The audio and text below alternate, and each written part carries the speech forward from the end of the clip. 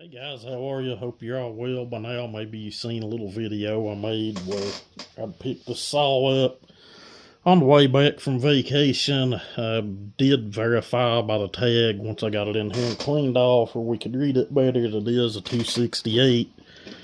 I'm not 100% sure there's no XP or anything on it anywhere, but by the way the transfer pockets are laid out on this cylinder, I'm about willing to bet that I could be wrong, and there's no way of getting down in there to see the numbers on the bottom of that cylinder, at least ways I can't do it for the flywheel. Looks like maybe one of the open port cylinders. Again, I ain't 100% sure on that, but first thing I'm looking at is I don't like what somebody done here. You can probably see like the plastic. Top plastic maybe had started melting pretty good actually, but instead of actually addressing the problem properly, we just cut out some sheet metal and shot some sheet metal screws down in it, I guess thinking that was going to solve the issue. Who knows? That's kind of the first time I've seen that on one of these. The black Craftsman I'd bought, the 3.3, they had something like that done to it, but they actually had it screwed into the top plastic. But it is what it is. I guess they done what they had to do, but I knew there was something different with the 68s, like over a 61. And I've had a few of the orange top 61s here, and I just don't remember them having the air feed in the top like that, like a 72 or I guess a 268. But most of the orange top 61s I've gotten in here, this later ones like this that used a single piece ignition, I don't remember them having that air filter set up, not at all, but maybe on a later one, I don't know. I'm going to put this cover back on if we can, and we're going to put some fuel in this thing and see if it'll bust off. I don't know what's up this chain brake. I don't think any of the other smaller saws covers would have fit this, but who knows. But not sure why that chain brake flag's so low. It doesn't work anyway, so it don't matter. I'll probably just remove it. But the main deal will be with this one's probably try to get it up and go on, fix some issues with it. You know, spice things up a little bit and probably move it on down the road, because y'all know I have way more saws than any one person would ever need. But mainly what we're wanting to do in this video is just see if the thing will bust off and run. I got a pretty good deal on it looking at some of the ones that's on eBay right now. I done alright. The guy made me a price on this and a little 350 that I have no idea about. I didn't like it because it wasn't much off from what he had on the sticker. It was actually about what he had on the stickers on the saws. And then the other guy said that saw's about that much without the mark down. And what it was, he had one sticker up here that you could read pretty well with the higher price, and another one back here that was kind of faded out, the lower price on it. Wife said she believed I could have got them on down further than I did, but I got a good enough deal, or at least I think so. She has had a compression, probably about all it ever would have had. Hopefully everything's copacetic and we didn't just buy some saws that are going to be basket cases and we have to put a bunch of freaking money into before we can even sell them. I've had that happen quite a bit here. On several saws that I've got sitting here on the shelf that I don't really want to lose anything on, but it is what it is. After I've cut a few loads of wood with the saws, usually I hope I just didn't about knock the camera off the tripod, which which is my phone sitting on this big funky looking tripod mount that I got at 5 and Below, or 5 Below, whatever that store's called. The tripod's wanting to dump. Let's try that out and see what happens.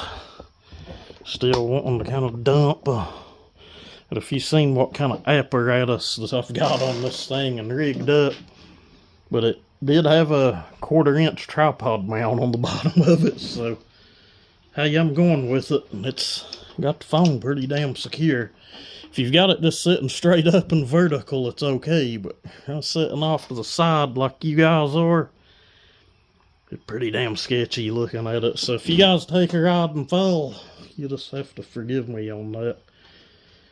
We do have a pretty nice bar. The paint's about all gone off of it, but it does have a pro tip or whatever, removable tip.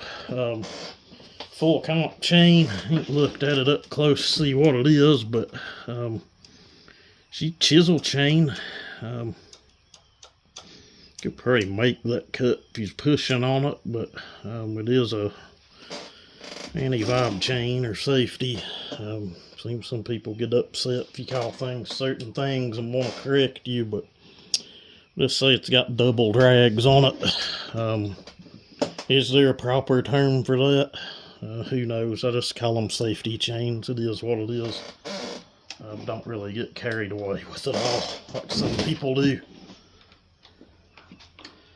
Some people worry about things they shouldn't. That's just my take on things. This handle, not really liking that. It's about broke all to hell. We'll probably end up replacing that. Hopefully it'll hold together enough to start the saw. Something ain't sounding real healthy while we're cranking it. But I bought them as is.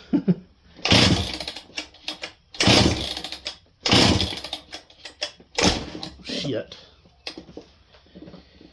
I knew that was going to happen.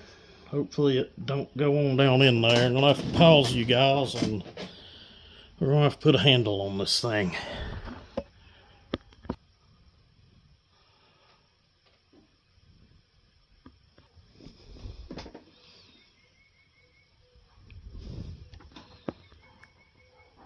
Alright guys, it pays to have junk playing around. Got a handle back in it. Let's hope it holds. That other one looked pretty rough, but I don't know. I don't have a lot of faith in this thing busting off and running. Honestly, she's making some pretty funky noises while we're cranking on it, but we'll see. A lot of times the pawn shops won't take them unless they hear them run. That's why I don't, care to pick one up at a pawn shop and buy it. But chain on it super loose could be a lot of a racket I'm hearing, but we'll see.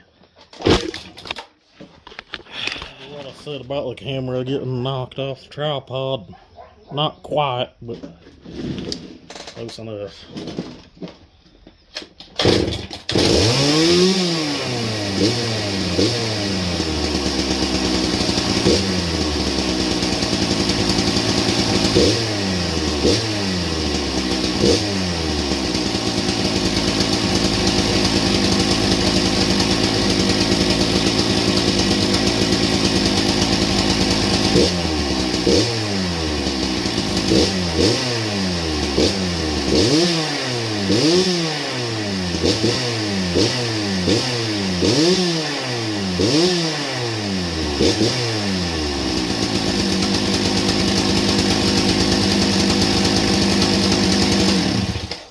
I'm willing to bet about 90% of that racket's right here. Yeah, the chain brake band's broke and laying right against the clutch. I'd do it every time. I figured that anyway, but I still ain't sure what's up that little bitty short handle, if it would have come that way or not. I know the aftermarket ones stick up just a little higher than that, and they trip. About any of the handles on any of these 2 series saws just trip super easy. I have one of the old, just the metal handles that come on an early 61. It was actually on mine. The handle itself's in like mint condition. I've read and heard that those things sell pretty high. I've never tried to sell it, but I wouldn't think it would be any kind of rarity. But let's see how she restarts.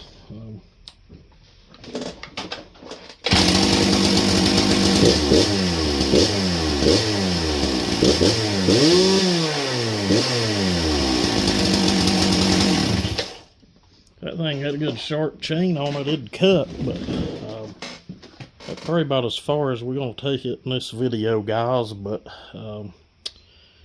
anyway, thank you guys for watching. Y'all have a great day.